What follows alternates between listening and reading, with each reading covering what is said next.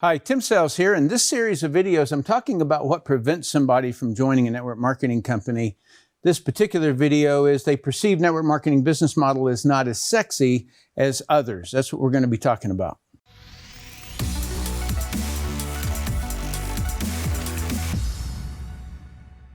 All right, so some of the examples would be affiliate marketing or drop shipping or Shopify, Etsy, e-commerce, high-ticket sales, things like that. And when I first read this, and by the way, I did a request on a team that I'm working with for them to give me what their objections are. In other words, when they go out to the prospect, what does the prospect say back? And this was one of them. And I found it interesting because as soon as I heard it, I immediately thought about my wife. And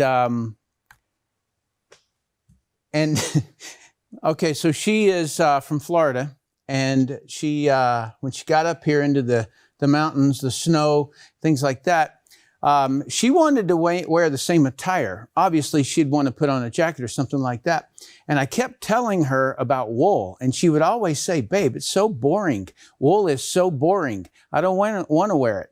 And then once I finally got her to put on some wool, she was like, oh my gosh, I had no idea the difference in wool versus other fabrics in terms of keeping her warm. And so then another example is when we started talking about a home birth, and that was kind of crazy.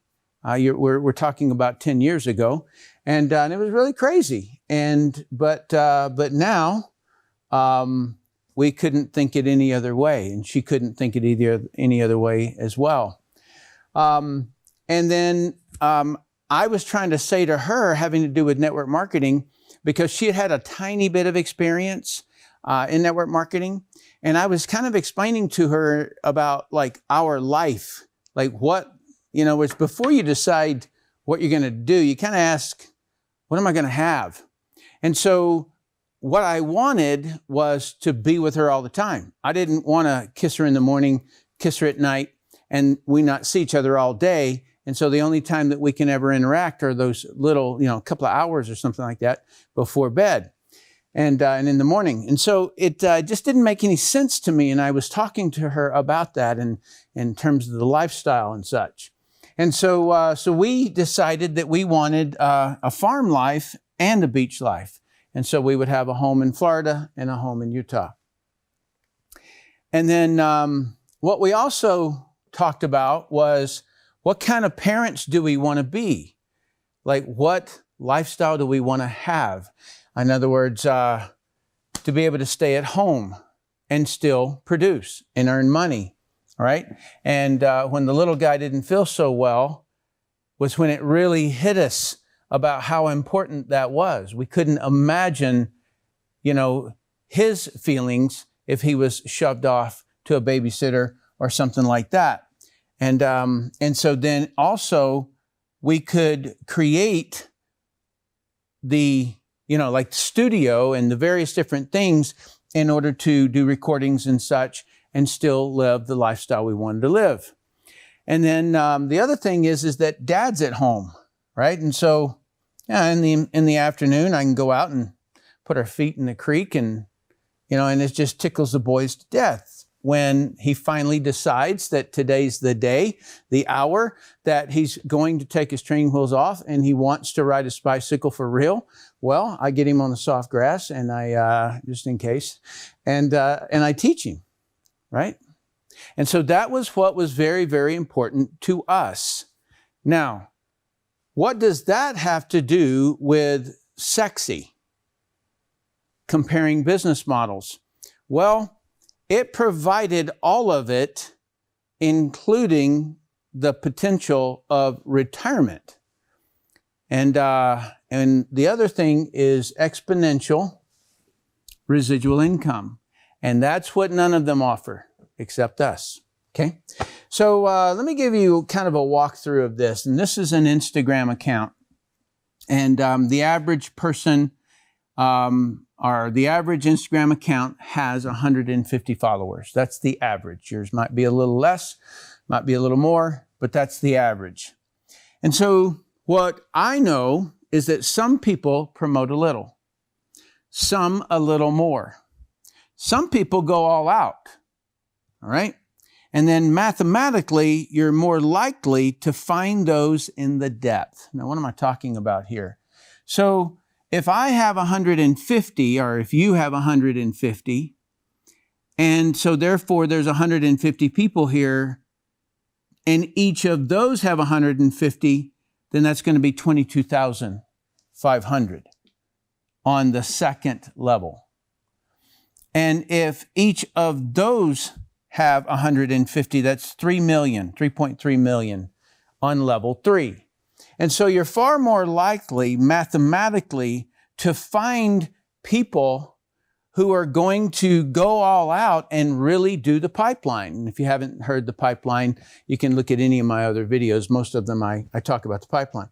So you can see this, that this is pretty much the way it goes. You can also see that social media uses multi-level marketing as how it built. So if you just think Mark Zuckerberg, how many people did he personally get onto Facebook? As opposed to the friends that got people on Facebook. And those, and those, and those. And that is the reason they have become such superpowers. It's not because they are a superpower.